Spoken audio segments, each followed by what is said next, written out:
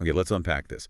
Imagine a journey where um, every single step is a gamble. Yeah. Every helping hand is a risk.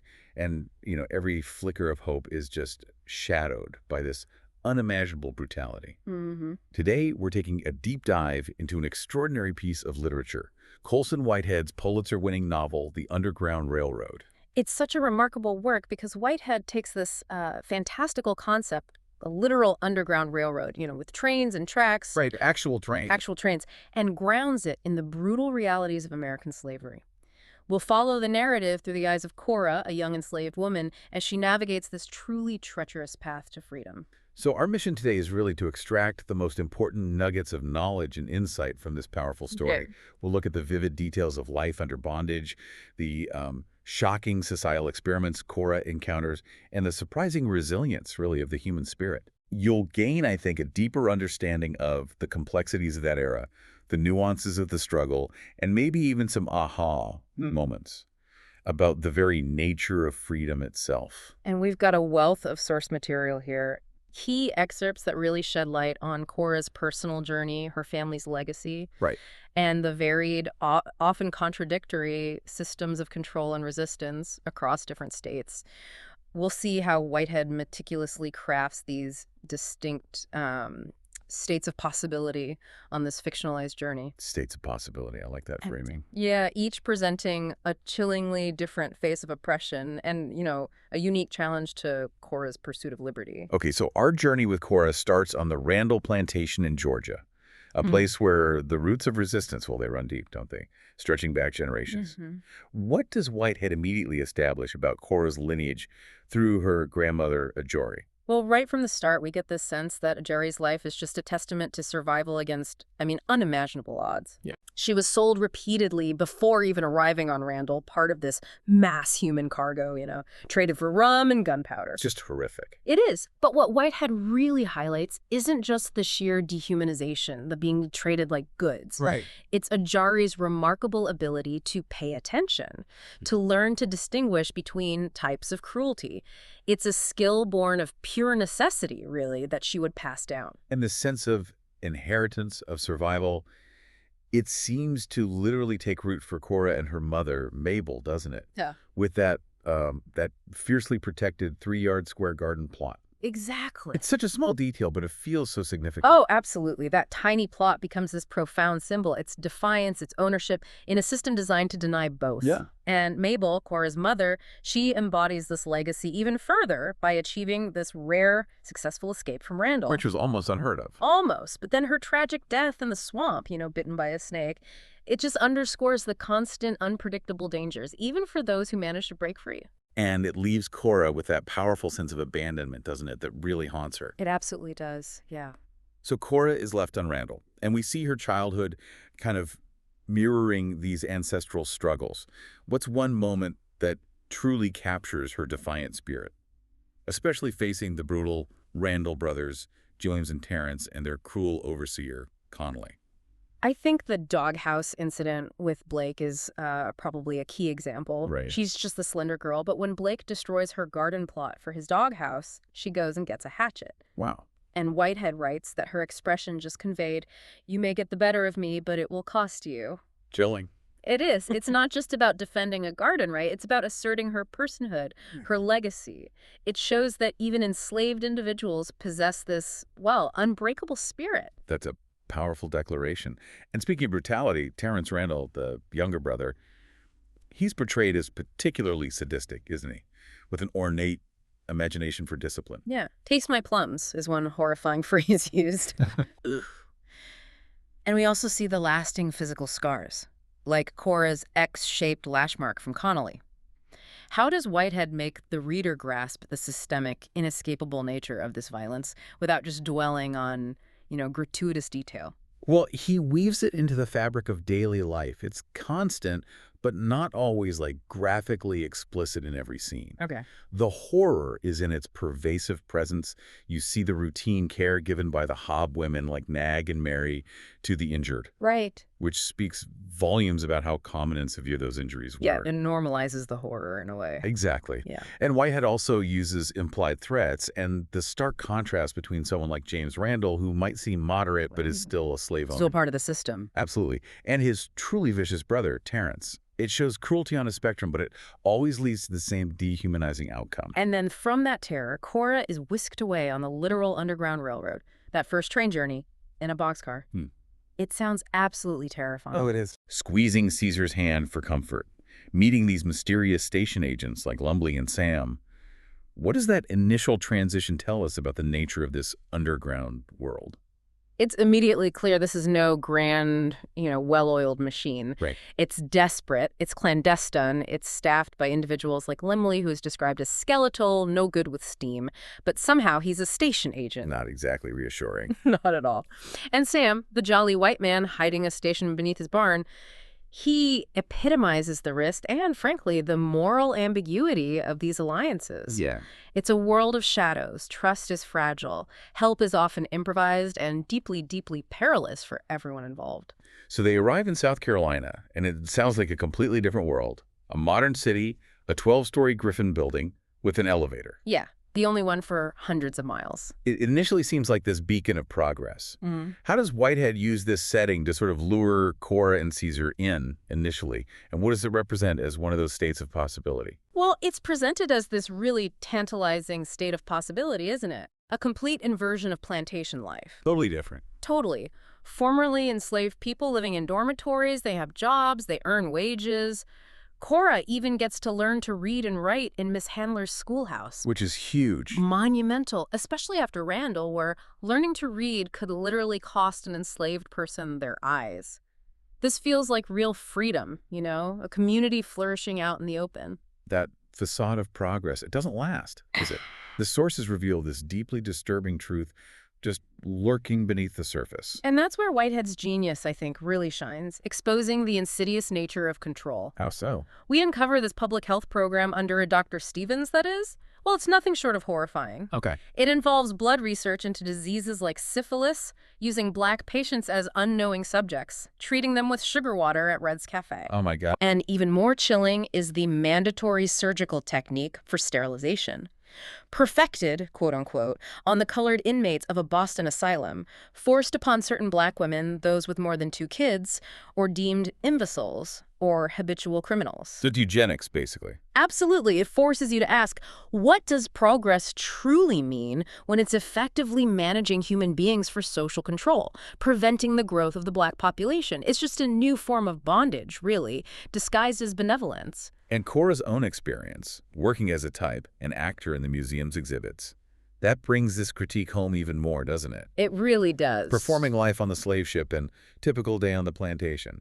But she knows it's a lie. She burns with shame. Exactly. Whitehead uses these museum exhibits to show how dominant narratives can actively re-enslave the mind. Oh, so? By turning brutal suffering into this sanitized spectacle that profits from the past, rather than confronting it. And Cora's observation about the manipulated truth in the white exhibits too, the Pilgrims, the Boston Tea Party, and her reflection on the Declaration of Independence. That line about all men did not truly mean all men. Yeah. It shows her growing awareness. For her, truth becomes like a changing display in a shop window, constantly being reshaped by unseen hands. It's a powerful commentary on the fragility of historical memory itself. That is incredibly insightful. And despite all these unsettling truths starting to surface, Cora and Caesar initially decide to stay. They're drawn by the perceived opportunities, right? Yeah, the wages, the sense of safety, however illusory. But then the formidable slave catcher Ridgway arrives with his chilling young assistant, Homer. Yeah, that shatters the sanctuary. So Cora is forced to flee again, and she finds herself in North Carolina, a state that offers a completely different but equally terrifying model of oppression. North Carolina is. It's truly radical in its approach. It's another state of possibility, but a horrific one. How do they solve the colored question there? By abolishing black slavery and replacing black slaves with white immigrant term labor, mostly Irish and Germans. Wow. So white indentured servitude, essentially. Pretty much. Right. It was a strategy to maintain cotton production while simultaneously controlling, or rather eliminating, the black population, which had grown almost to parity with whites in some areas. Eliminating. The chilling goal was literally to abolish niggers, selling existing black slaves further south to the Deep South, and the state is marked by that horrific Freedom Trail. Lined with bodies. Lined the bodies of those hanged. For aiding black people, or sometimes just for being black. It's just stark, Yeah. brutal. And in this environment, Cora finds refuge in an attic. Martin and Ethel's house. Right. Their role as white allies seems so ambiguous. Very. Martin is this nervous station agent. Seems like he inherited the role unwillingly from his father. Right. And Ethel. She's a particularly complex character, isn't she? She really is. She initially dreamt of being a missionary in Africa, but she holds these deeply racist beliefs like Africans being cursed with black skin and tails. Yet she helps Cora. She does. Whitehead shows her capacity for a transformation, maybe. She eventually softens towards Cora, nurses her through illness, even engages in these theological debates about biblical passages on slavery, passages that initially justified her prejudices. Huh. Her journey really highlights the internal contradictions, even among those who thought themselves righteous, and how contact with the oppressed can challenge those deeply ingrained biases. Meanwhile, Cora's trapped in that attic, her internal world becoming this museum of terrible wonders filled with nightmares. Yeah. And it's here she has that chilling realization about her beloved garden plot back on Randall, isn't it? Yes, a really profound moment. She realizes her garden plot was just a joke. A joke. Yeah, a tiny square of dirt that had convinced her she owned something. Oof. And this disillusionment extends to her whole understanding of America. The Declaration of Independence now seems like an echo of something that existed elsewhere, not describing anything real at all. She concludes, America was a ghost in the darkness, like her. It's a moment where the nation's promises are just revealed as utterly hollow for someone like her. After North Carolina's particular hell, Cora is finally captured by Ridgway and his assistant, Homer, who's only 10. 10 years old, bought by Ridgway for only 14 hours of his time. It's chilling. Unbelievable. So she's chained in a wagon with another runaway, Jasper, traversing this devastating landscape in Tennessee. What does this burnt, ravaged land symbolize? Well, the landscape itself, it's ravaged by wildfire, millions of acres destroyed. It feels like it paralyzed the destructive force of slavery itself, doesn't it? Yeah, it does. It's a scorched and harrowed land, thick with smoke, rife with fever. Ridgway calls the fever a human tax on progress, but Cora reflects bitterly on the indiscriminate nature of the world's misfortunes, contrasting it with targeted plantation justice. The land itself just mirrors the suffering. It's a visual representation of a broken system. And Ridgway, he sees himself as this notion of order, right? Preventing the flaw in the imperative that slaves might actually escape. Yeah, that's his twisted justification. But the deepest cut here, I think, is the shocking reveal of Caesar's fate. Oh, absolutely brutal. A reminder of the ultimate consequence of being caught. Caesar was captured back in South Carolina, accused of murdering that young hog hunter who actually died from injuries during Cora's escape. Right, from the initial escape. Exactly. And then he was killed by Ridgway. What's unsettling, too, is Ridgway's personal disdain for Terence Randall's methods, his ornate imagination for nigger discipline. So even the oppressors have their hierarchies of cruelty. It seems so, but ultimately it means nothing for those like Caesar, who are just seen as property, disposable. It really forces you to confront how justice and survival are completely twisted in a system where people are defined as property. And then, just when things seem utterly hopeless, this truly unexpected and powerful moment happens. Armed black men, Royal, Red, and Justin, they ambush Ridgway's group. Cora is stunned.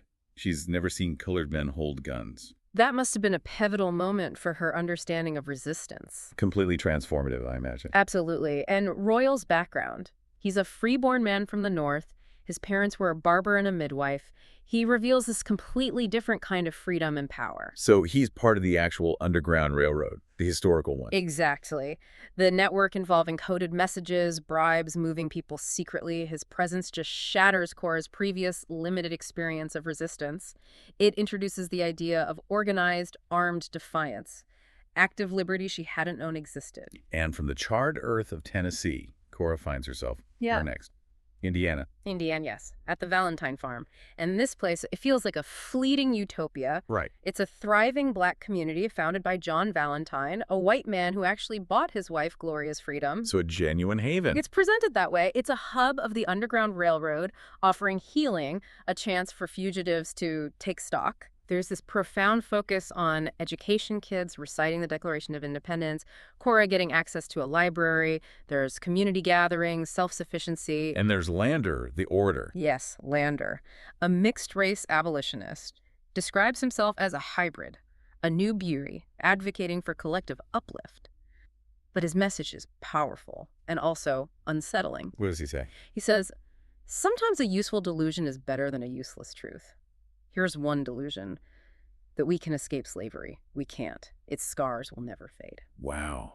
That captures this sort of bittersweet reality of their precarious freedom, doesn't it? Perfectly. Hope mixed with this deep-seated knowledge of trauma. And Cora starts to form real connections here with Molly and Sybil, and her relationship with Royal deepens. Yes, she does. She even confesses her deep rage at her mother, Mabel, for abandoning her. Oh, wow. And Royal offers her solace, predicts justice for her tormentors. It feels like she's finally finding some semblance of peace, maybe belonging. But Whitehead doesn't let that peace last, does he? No. There's internal tension in the community first, particularly with Mingo, a more conservative leader. It's his argument. He argues for slowing things down, accommodation with the white neighbors to protect what they've built. He fears their wrath. It's this critical internal debate about strategy, survival. And tragically, the wrath comes anyway. The inevitable attack during a community gathering. Yeah. The farm is besieged by a white posse. Royal is killed. Devastating for Cora. Absolutely devastating. She holds his head as he tells her the tunnel would save her again. This massacre, it's just a brutal, violent end to their utopian experiment. It's a stark reminder, isn't it? That even in a supposed haven, freedom is just so tenuous, so violently contested. Exactly. It underscores the pervasive nature of white supremacy, how it could destroy any attempt at black self-determination, even in the quote-unquote free North. This brings us to Cora's final, desperate journey. Heading even further north, her ultimate sacrifice comes at a ghost station, right? An abandoned underground railroad stop. Yes, her climactic confrontation with Ridgway. What happens? It's an incredibly powerful act of defiance. Cora tackles Ridgway into the tunnel, pulls him down to his death, holding him close like a lover, as the text says, as they tumble. Wow. So she chooses to eliminate the threat herself. Yes, sacrificing her own immediate safety, perhaps, to save others, potentially down the line. It's this profound act of agency, not just escaping, but actively dismantling the system pursuing her. And she continues her journey, alone now, on a handcar, through the literal tunnel. Yeah. And she reflects on the men and women who made the Underground Railroad, those who excavated 1 million tons of rock and dirt for the deliverance of slaves like her. That physical, literal railroad becomes such a profound metaphor for transformation, doesn't it? Absolutely. Whitehead really emphasizes that. On one end, there was who you were before you went underground, and on the other end, a new person steps out into the light. It speaks to that arduous, painful process of both internal and external transformation required to pursue freedom. The physical railroad embodies the immense collective effort behind liberation and also the personal metamorphosis that happens through that struggle. Her final journey is, well, ambiguous. The tunnel's end is uncertain, but she's driven by the slave's choice. Anywhere but where you are escaping from. Yeah. She feels the contours of a new nation hidden beneath the old. And she finally emerges, encounters a wagon train heading west, driven by a man named Ollie. And she just simply states her name is Cora, from Georgia, and she ran away. It's quiet, isn't it? But so profound. An assertion of her identity, her agency. The ambiguity of her final destination highlights that freedom isn't some fixed point you arrive at. Right, it's ongoing. It's an ongoing process, a continuous negotiation. Even after enduring just unimaginable hardship, Cora reclaims her narrative. She embodies that relentless quest for self in a world determined to deny it. So if we connect all this back to the bigger picture, Cora's journey, while fictional, it illuminates so much about the varied, often contradictory experiences of enslaved people and the fight for freedom. It really does. It forces us, I think, to confront uncomfortable truths about American history, how deeply intertwined liberty and oppression actually were. And how they manifested in such different ways across the land. That's what's fascinating. Yeah. And here's where it gets really interesting, I think. This deep dive reveals that freedom wasn't this single universal concept back then. No. It was constantly shifting, often violent and deeply, deeply personal, a negotiation. Found in those fleeting moments of joy, like Jockey's birthday. Exactly. Or in acts of defiance, both small, like the garden, and grand, like confronting Ridgeway. And just in that relentless pursuit of self, even when society tried to strip it all away. Which raises an important question for you, the listener. If truth is like a changing display in a shop window, as Cora observed, how do you discern truth in our own world, which is so information-rich, but also often contradictory? Mhm. And maybe, what personal garden plots do you fiercely protect, even when external forces try to claim them? So what does this all mean? Perhaps it's that the deepest dives aren't just into historical documents or, fictional worlds, Right.